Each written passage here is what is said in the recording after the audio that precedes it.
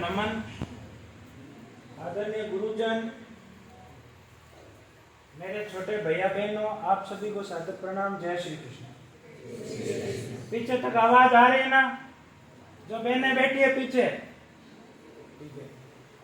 जैसा कि सर ने बोला, पर्यावरण पर चर्चा करेंगे। और पर्यावरण शब्द आप वर्तमान में सबसे ज्यादा सुनते हो, बोलते हो, पढ़ते हो, लिखते हो। पर्यावरण ही पर्यावरण चारों ओर सुनाई दे रहा।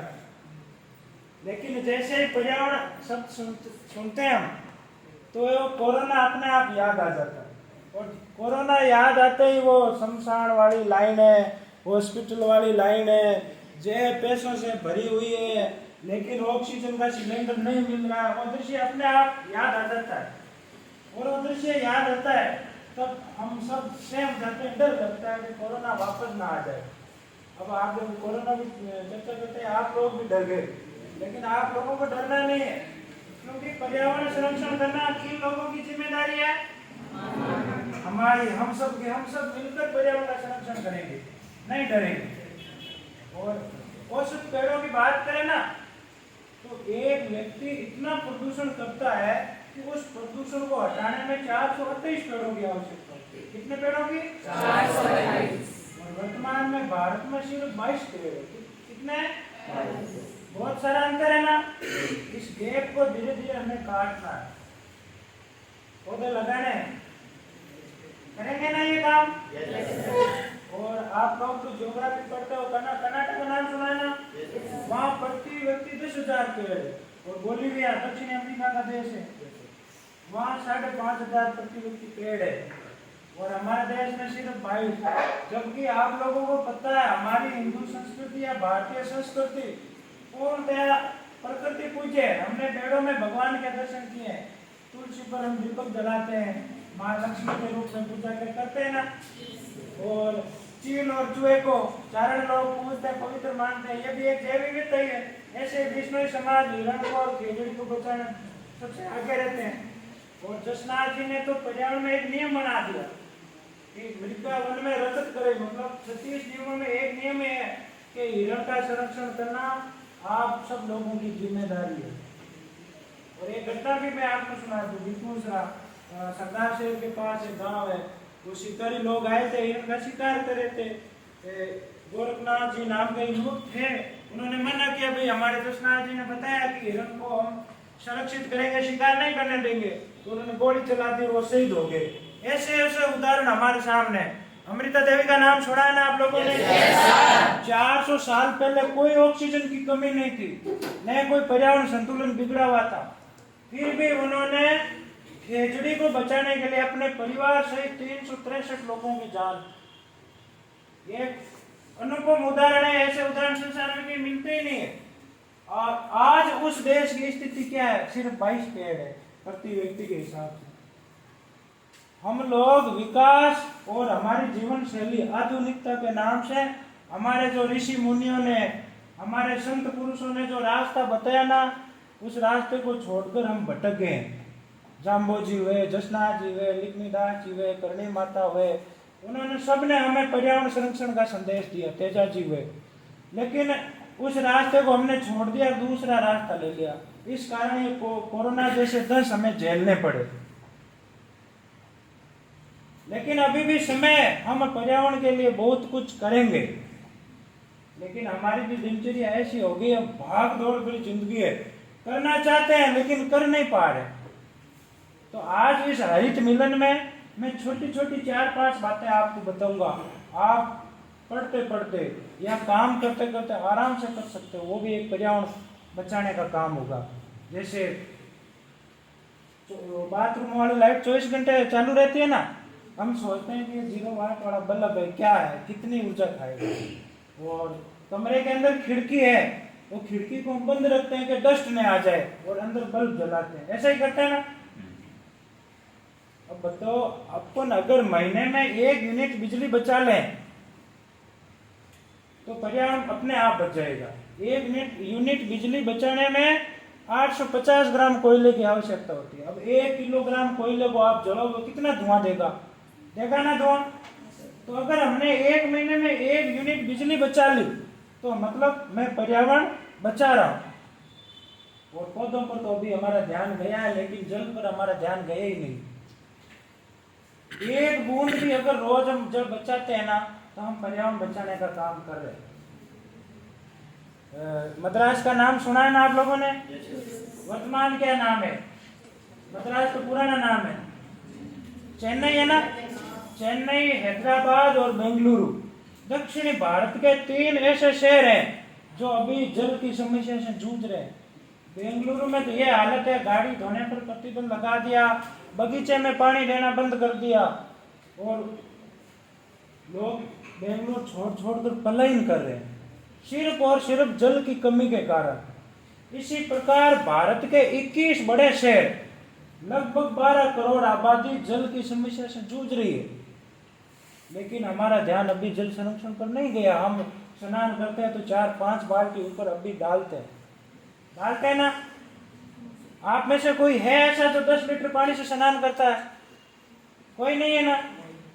बहुत गलत कर रहे हैं हम। हमारे पूर्वजों ने जल को देवता माना है ना? हमारे आप धर्म ग्रंथ पढ़ते हो ना?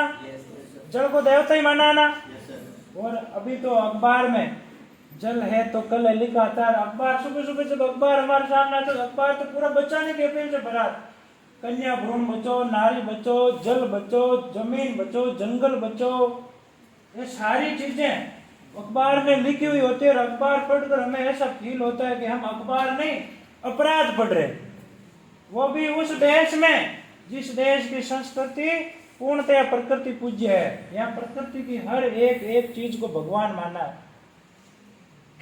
नीम को नारायण कहते हैं ना? चूहे को देखते ही गजानन जी याद आ जाते, आते नहीं आते? तो सब चीजों को हमारे ऋषि मुनियों ने धर्म से जोड़ा ताकि लोग इनका संरक्षण करें।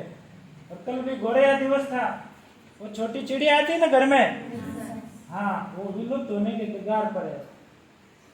और आप अपनी दादी माँ के साथ, माँ के साथ बैठकर चर्चा करना, पहले खूब सारे पक्षी होते थे, आजकल सिर्फ 20-25% पक्षी बचे हैं, बाकी विलुप्त हो गए या विलुप्ति के कगार पर। क्यों?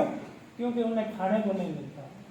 और जब गोरैया की बात आती है तो गोरैया को और कुछ नहीं चाहिए, आप 2-4 फूलों वाले पौधे लगा दो। फूलों पर छोटे छोटे कीट पतंग रहते हैं और वो गोरैया पक्षी उन कीट पतंगों को खाकर अपना पेट भर लेती है। वो एक पानी का परिंदा ही तो रखना है, छत पर रख दो, दीवार पर रख दो, पेड़ पर लटका दो, उसमें 1 लोटा पानी तो डालना। इतना तो हम कर सकते हैं ना? पढ़ाई के साथ साथ भी कर सकते हैं ना? कोई एक्स्ट्रा करने की जरूरत नहीं है ना? और सुबह जब जल्दी उठने की आदत है तो चूका डालने जाओ ना। पहले हमारी दादी माँ हमें साथ लेकर जाती थी, हमें पूरा याद है। आप में से कितने जने जो सुबह चूका डालते हैं? हाथ खड़े करो, ताली बजाओ इन 2-4 बहन भाइयों के लिए।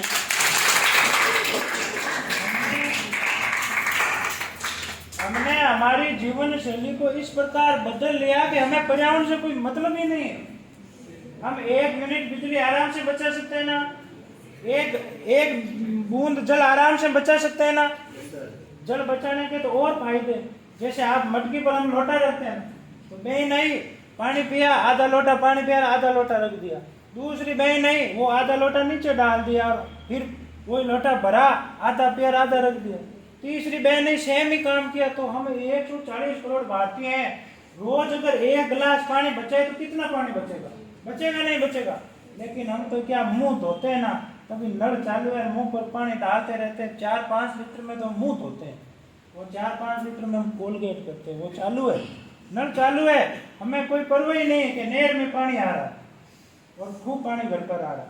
नहर जब बनी ना उस समय इसमें 18,000 क्यूसेक पानी था। कितना? 18,000 क्यूसेक। ये क्यूसेक एक पानी मापने की इकाई है, आप लोग पढ़ते हो। अभी वर्तमान में 11,000 क्यूसेक आ रहा। बाकी पानी कहाँ गया? क्योंकि ग्लेशियर पिघल रहे हैं और चंद वर्षों में, 15-20 वर्षों में ये नहर भी सूख जाएगी। ये प्रकृति है ना, अपना संतुलन बनाने के लिए झटपटाती है, लेकिन हम क्या अभी समझ नहीं रहे। नहर में पानी आ रहा है और बोरवेल करके देख लेना, प्रतिवर्ष 20-30 फुट पानी नीचे ही जा रहा है। चेन्नई का उदाहरण दिया ना, 3,000 फीट तक बोरवेल करके देख लिया, पानी नहीं मिला। वहाँ एक वाटर ट्रेन चलती है, ऐसे महाराष्ट्र में लातूर में चलती है और बेंगलोर में चलनी शुरू हो गई। तो यह समस्या हमारी भावी पीढ़ी को नहीं देखनी पड़े, जल की समस्या का सामना नहीं करना पड़े, इसलिए हमें आज से ही पानी बचाने में भूमिका निभाओगे ना?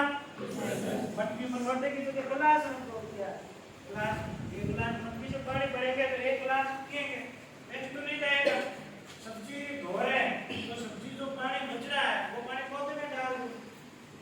अब बाथरूम में पानी वेस्ट जा रहा है, वहाँ अनार के पौधे लगा दो, जामुन के पौधे लगा दो।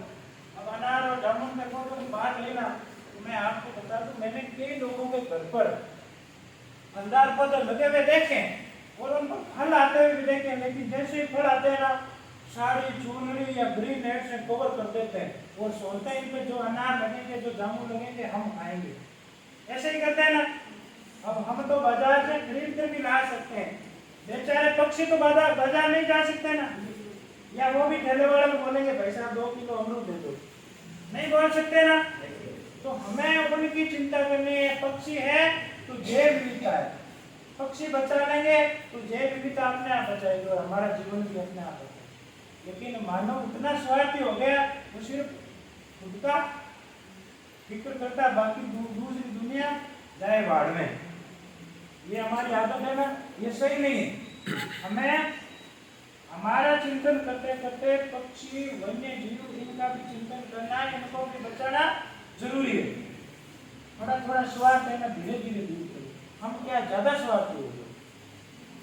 अब पौधों की बात आती है तो मैं कुछ पौधे, आप सब किसान के बेटे बेटी हो, खेत में जाते हो ना, तो आपको जब भी खेत जाने का मौका मिले या तो अपने दादाजी के साथ, पिताजी के साथ बैठ कर चर्चा करो ना कि पहले हमारे खेतों की सीमा में खूब सारे देशी प्रजाति के वन होते थे।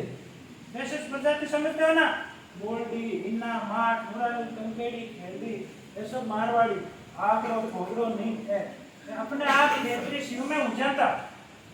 लेकिन वर्तमान में क्या हम लोगों ने इनको हटा दिया, इनकी जगह क्या कर दी, तारबंदी, जाली। अब बेचारे हिरण, खरगोश, मोर कहाँ छिपे, उन्हें न तो कोई आवास मिल रहा, न कोई प्रजनन अनुकूल परिस्थितियां मिल पा रही। इस कारण उनकी संख्या दिन प्रतिदिन घटती जा रही है और विलुप्ति के कगार पर है। तो वन्य जीवों को बचाना भी जरूरी है ना। तो ये चर्चा आप अपने दादाजी के साथ, पिताजी के साथ करनी है। जैसे प्रजाति के वन लगाने की जरूरत नहीं है, संरक्षण करने की जरूरत है, वो अपने आप लग जाते हैं। लेकिन मैं अभी भी देखता हूँ ज्यादातर गांव में या शहरों में भी, मान लो बोल्डी, अपन बोल्डी बोलिया कमाना आ नदी में यहाँ पर जैसे भी बुला रहे हो खाड़ा, और ये जगह यहाँ पर शीशम में नीम लगा हुआ। नीम पर क्या लगती है, सिर्फ निम्बोड़ी लगती है, वो भी कौवा खाता तो उसका गला खराब हो जाता है। लेकिन बेर पर कितने बोर लगते हैं और उन बेरों को कितने पक्षी खाते हैं, कितना उनका मतलब गुजारा आसानी से चलता है, कल्पना कर सकते हैं। आपने कभी बेर पर पक्षियों की चहचहाट करते हुए उन्हें बेर खाते हुए देखा है ना? तो वो काम हमें करना है, अपने घर वालों को समझाना है कि ये बेर का पेड़ है ना, ज्यादा कीमती है सिवाय नीम के। लेकिन नीम से हमें ऑक्सीजन मिल रही है, अभी बेर पर हमारा ध्यान नहीं गया तो हम क्या अपनी चिंता ज्यादा करते हैं, दूसरों को चिंता कम करते हैं। तो हमें हमारा वो चिंतन एरिया है ना, वो 360 डिग्री करना है, दूसरों की चिंता भी करनी जरूरी है। कुछ पौधे दीर्घायु होते हैं, दीर्घायु मतलब ज्यादा उम्र के, 15-20 पीढ़ियों की सेवा करने वाले। ये फलदार फूलों वाले तो 5-10 साल इनकी उम्र होती है। लेकिन कई ऐसे पौधे होते हैं जिनकी उम्र